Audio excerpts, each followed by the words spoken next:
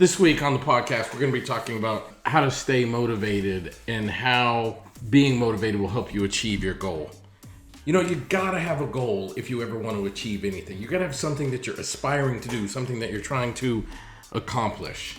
And I remember a time when I was really, really low, things going on in my life at that time, in my personal life, and things going on in my family life. Like I was really, really down, and I was really, really struggling, and things were really, really hard.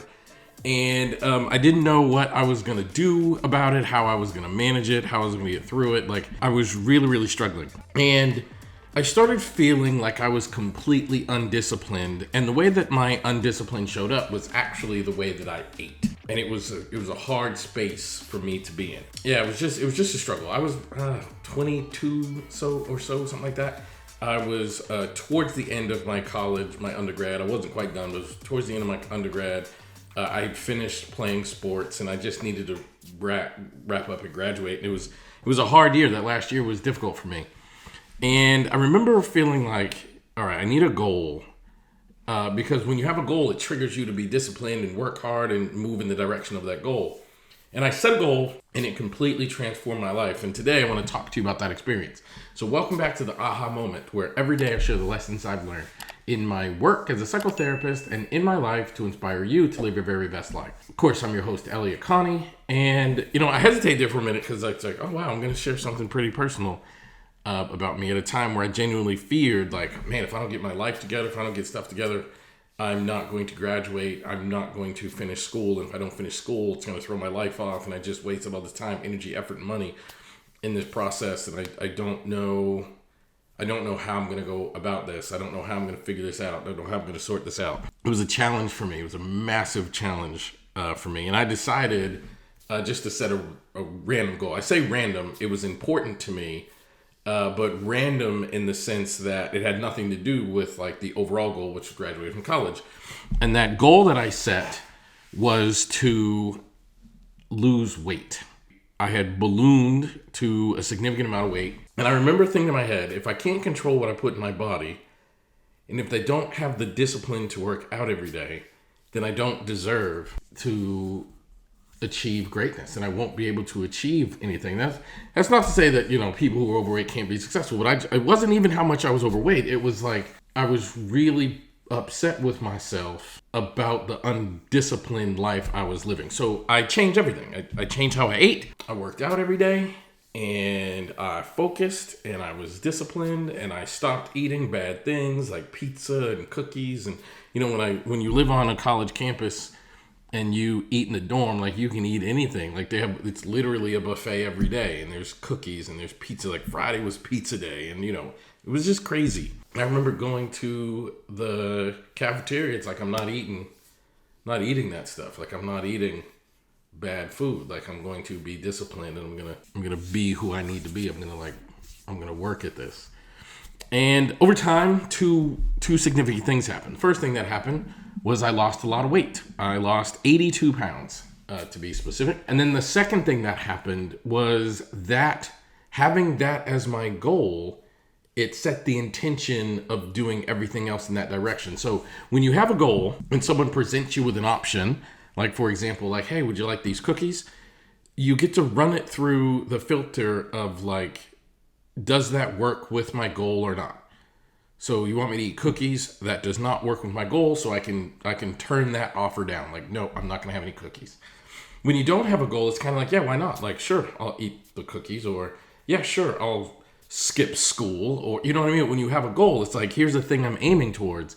Then you filter all of the options towards a thing based upon whether that moves you closer to or away from your goal.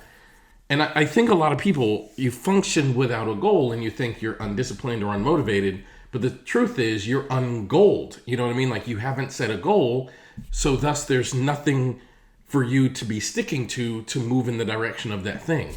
And I think we have to think about achieving a goal and deeply, and not just a goal like I want to graduate from college, but that can certainly be enough, but like, then what? Like I want to graduate from college so I can get that job, so I can get into graduate school, so I can become a psychotherapist. Like, and so every decision I make is like, does that move me closer to or further away from my goal? And when you're goal oriented, it triggers you to be motivated. It triggers you to be disciplined. It triggers you to make decisions that move you towards that goal. And too many people don't have a goal. So allow this video to be your encouragement to go off and set a goal. So I want you to think about, what is a goal that you've ever wanted to achieve? Think about something that you really had to work at to achieve, and think about what was your goal you had to help you to achieve that thing.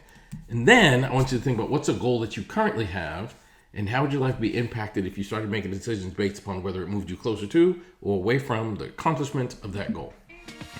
I remember one of the goal-oriented things that I did, because when you start thinking about what your goal is and working to achieve it, then I think we should start thinking about what are the signs that you or someone is on the pathway to doing so. And I'm not kidding. What I said yesterday is true. The wrapping up my college experience was very challenging. The last year and a half.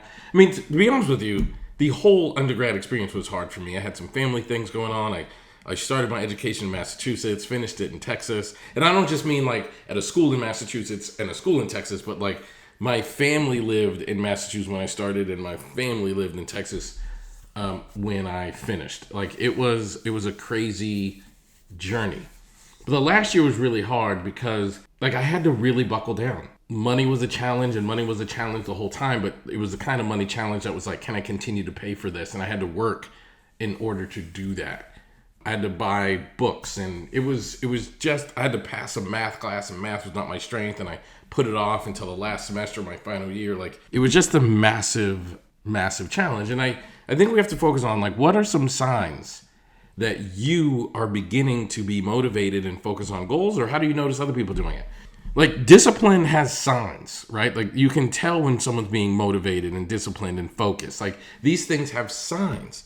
And the easiest sign to be able to tell this is when someone is turning down things that they normally would want to do, or they are not doing things that they normally would do. They're not eating things they would normally eat, or they're not going places they would normally go. They're not engaging in activities they would normally engage in, or they are doing things that that they are finding undesirable, they're purposely making themselves uncomfortable.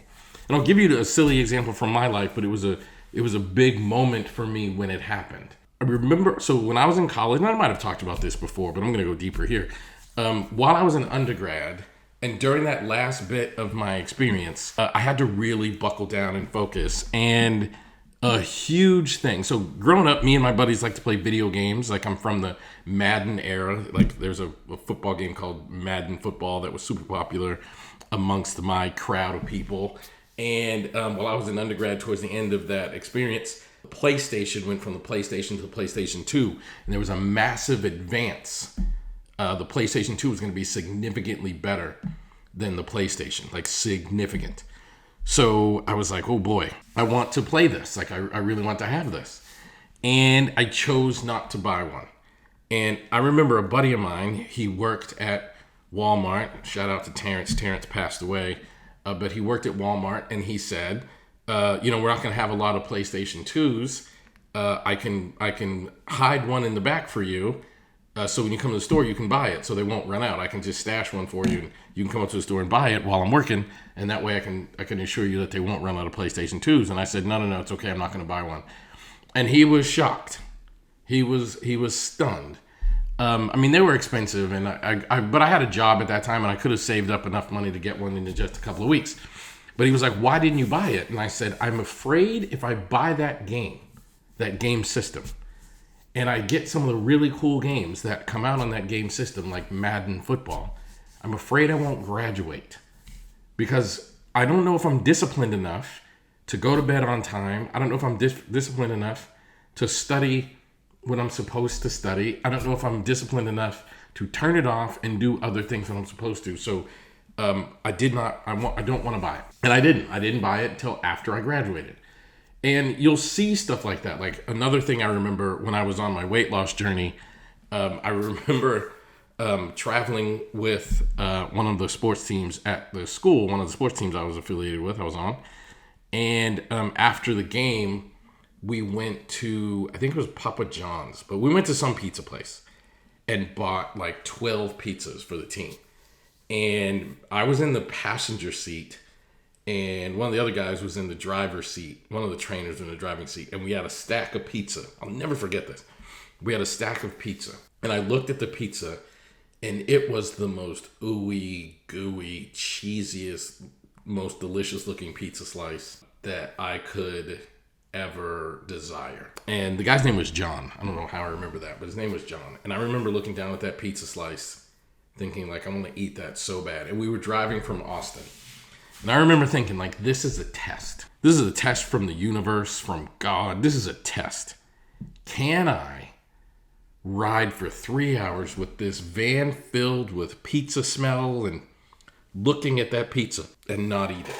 And we went that whole way. And I told John, like, I'm, trying to take care of myself, take care of my health. I'm not going to eat that. And man, he's like, man, you're not going to make it 3.5 hours. And I was hungry. Like, it wasn't just me, like, wanting to eat a slice of pizza, which is always delicious, but I was genuinely hungry. It was late at night after a game. Like, I'm tired. I'd burned a lot of calories. Like, I'm tired. I'm hungry, but I can't eat that.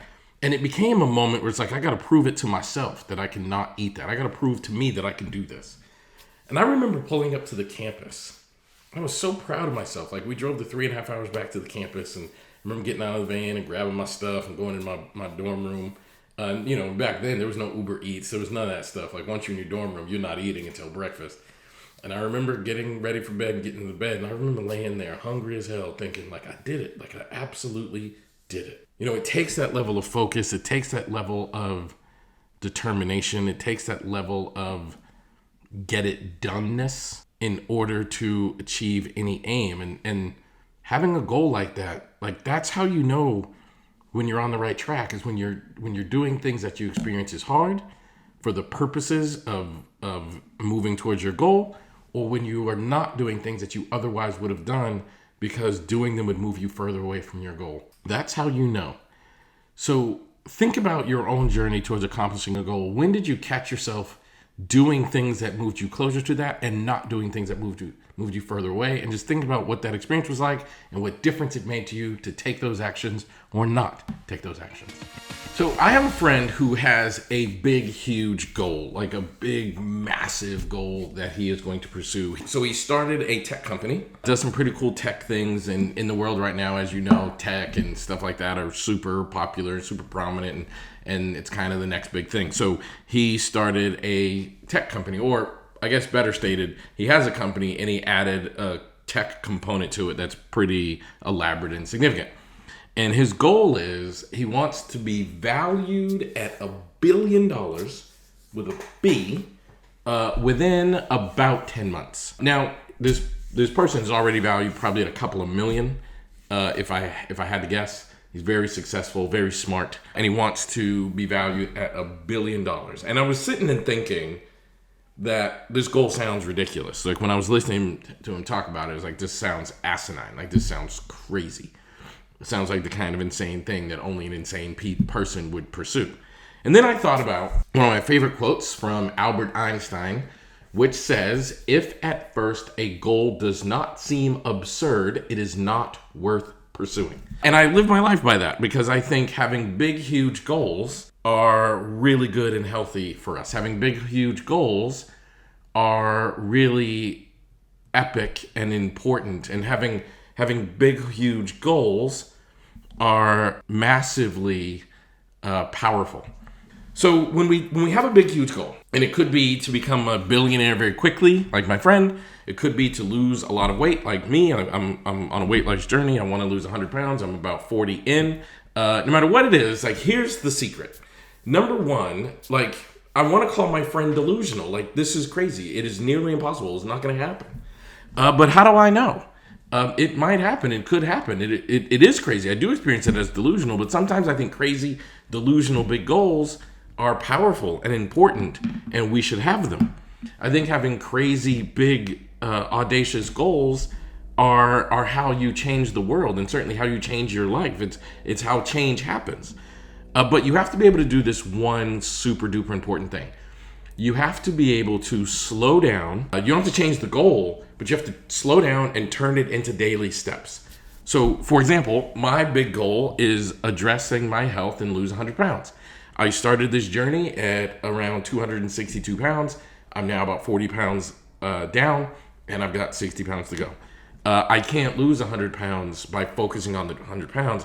I have to focus on what I'm doing each day, the habits I have each day, the things that are going on in my life each day that move me closer to the goal. So I can't lose 100 pounds overnight, but I can wake up today and have a smoothie with broccoli, carrots, whey protein, creatine, and superfood blend in it. Like, I can do that. I can't lose 100 pounds today, but I can make sure I get some cardio done. I can't lose 100 pounds today, but I can take the steps that make that realistic. So I think my friend, his goal is crazy. Like, it makes absolutely no sense. He can't become a billionaire overnight. It's nearly impossible. He can't do that today. But what he can do is work on the steps and take the actions that will ultimately help him become a billionaire. He can do the things today that will make his company become that level of valuable. Like, that's just what he can do. Like, you can do that. I think it would be nuts for him to think I can just kind of start right now and expect this to turn into a $1 billion company. Like, I genuinely don't think that's realistic. And you'd be setting yourself up for a massive crash and a massive disappointment if that is the only thing that you're focused on. But if you focus on, like, what can I do today that keeps me going in the right direction? And if you continue to take small steps, you continue to take short little steps, then you will eventually get there. And I think the lesson here is, anytime you have a big goal, turn it into actionable items that you can do daily, and you will eventually achieve that goal. So I want you to think about, what's a goal that you're working on in your life, and how can you turn it into daily actionable steps? I remember a big goal I had was writing a book. It seemed impossible. It seemed crazy. It seemed delusional. I was in graduate school, and I just, spent X number of years reading a ton of books about psychotherapy approaches. And none of them, I shouldn't say none of them, but most of them, they left something to be desired. I'll say it that way. Like, the majority of these books, I was just kind of like, I think there should be these things in the books and not these things in the books. And I remember talking to somebody about I don't want to say frustrations, but about my experiences in reading these books. And they said, well, Elliott, maybe you should write one. And that was a crazy thing. That was, like, not even in the realm of possibility. Like, what on earth would make me think that I could and or should write a book? It's just not real. But at some point it was like, maybe I can. And this person encouraged me. This person was like, yeah, you should totally write the book, and I'll help you. But I remember telling people around that same time, like, I don't know where I would be without that person's encouragement. And I remember telling people around that same time that I had this goal or this desire. I had this thing that I wanted to do. I had this like, really important message inside of me that I wanted to get out into the world. And not everybody was so encouraging. And I want to talk about how that impacts you, and why the single most important decision you ever make is who you surround yourself with, and I guess connected to that, who you share your goals with. So I would tell people, like, I really want to write a book. I got an idea for a book. I really want to do it. And everybody was like, you can't write a book. You've never written a book. Like, at the time in which I had the idea, I was still in graduate school. So they were like, you're still in graduate school. Like, what could you possibly write a book about? Like, no one's going to publish your book. Like, I heard that over and over and over again. You can't do it. You can't do it. You can't do it. And if I'm being very honest with you, it 100% impacted my confidence and my motivation to do it. But there were two people that were really, really important to me at that time when I was sharing my goals with them. Number one was one of my professors, who I told about this ambition, and she was unbelievably encouraging. She was like, oh, you can write a book, and here's how you get a book contract. You have to write a book proposal, and you have to send it to the publisher. And when you write the book proposal and send it to the publisher, like, here's what it needs to look like and how it needs to go. And if you're able, like, if you can get through that step, then you can get a book contract. And I was like, wow. She took the big goal, which was writing a book, and shrunk it into steps. In fact, and even told me the very first step, which is to write a book proposal. I did not know that. That was literally a piece of information that I did not know. I did not have that piece of information. And once I had it, it was like, okay, this is very, very doable. How do I And I remember asking her, how do I learn to write a book proposal? I've never done that. She's like, you can go to the bookstore and there are books that will show you how to write a book proposal. Get one of those books. And I was like, okay, done. So I went and got one of those books and I wrote the book proposal that ultimately got me my very first book contract. The second super important person, I should say, that I talked about, it was one of my closest friends, Matthew. And I remember telling him, and he was in graduate school with me at the time when I had this idea. He has since left the field of psychotherapy. He did graduate, but he left the field of psychotherapy and is now an amazing prosecutor. I talk about Matthew all the time, you guys probably remember, but he's an amazing prosecutor. And I remember telling him that I had this thing I wanted to do, and he was like, yeah, man, you can do it, bro. Like, you can do it. You can do it. You can do it. The people you surround yourself with are going to impact your motivation, either up or down. But they're going to impact your motivation. So just be super duper careful on who you keep around you, because the people you keep around you are going to play a role in what you experience as limits or what you experience as limitless, right? The people you keep around you are going to make you look at the world as a world full of possibilities, or they're going to make you look at the world as a world full of barriers. I'm so grateful for those two people and many others. I've had many other amazing people supporting me along my journey, but I remember at that time getting my first book out into the world, which changed my life. Once that first book was out into the world, people started booking me to speak at conferences and events. People started asking me to do this or do that, and that first book was a stepping stone for me. It didn't make me rich, didn't make me famous, didn't make me any of that, as sometimes people think authors are, but it made me relevant in my field, and I'm not sure it would have happened had I not had amazing people around me. So I want you to think about what's a goal that you've accomplished in your life, and who were the people that were around you at the time that helped you stay motivated as you work to achieve that goal. Motivation, and it's funny to say this after I just spent an entire week talking about the importance of goals and motivation and that kind of intertwining between the two, but motivation is actually significantly less important than consistency. That's kind of why goals are so important, because you have to have the goal to stay consistent and to impact motivation. You really can't have one without the other. Like, the biggest goal I'm currently working on, and I mentioned it earlier in this week, and it's just because it's so prominent in my mind right now, but my biggest goal is getting healthy again. Like, that is by far the biggest and most important goal I have in my life, is to reclaim my health. I want to lose weight. I want to feel better in my body. I want to look better in my body. And I want to have my body function at a higher level. That is currently the biggest thing in my life, the biggest thing that I'm working on.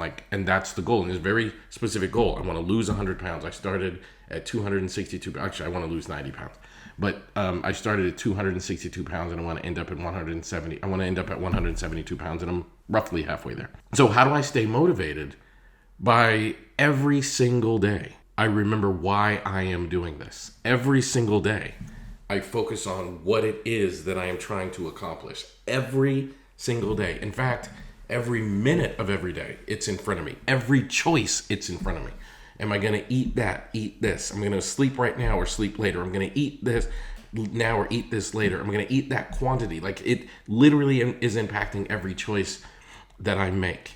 I want to talk about how you need to think like that in order to achieve absolutely everything. I remember as a kid, I loved the Rocky movies. In fact, I still love them. And there's a scene in Rocky IV when he was going to Russia. And Ivan Drago had fought his best friend, Apollo, and killed him. I don't think I should have to worry about spoiling this. This movie's 40 years old-ish. But he fought his best friend and killed him. And then he wanted to go and avenge his friend's death, and he wanted to fight Drago. And he goes into the Russian wilderness, really, to train for this fight. And as he's doing so, he puts a picture of Drago, his opponent, on his mirror. And he did that. I was like 10, 8. I was young when I watched this. And I was like, why would he do that? Why does he want a picture of this guy that he's got to fight? And it's like, so he could keep his purpose in his face every single day. I think the thing that's super important for people to remember and for people to realize is, like, you got to keep your purpose right here. You do that by, like, triggering yourself to constantly think about it. You do that by by reminding yourself that you need to think about it. You do that by focusing on taking steps forward and keeping it in front of you. Or you could do that with tangible things, like put it on your home screen on your phone, or put it on your desktop. Put a sticky note on your screen. Put something on your mirror, your bathroom mirror, because you walk in there a few times a day. Like, that's how you stay motivated, is by keeping your why in front of your face. People who are super duper highly motivated, people who are like really hard workers and big achievers and able to achieve any aim and any goal, they tend to be the kinds of people that keep their why right in front of them.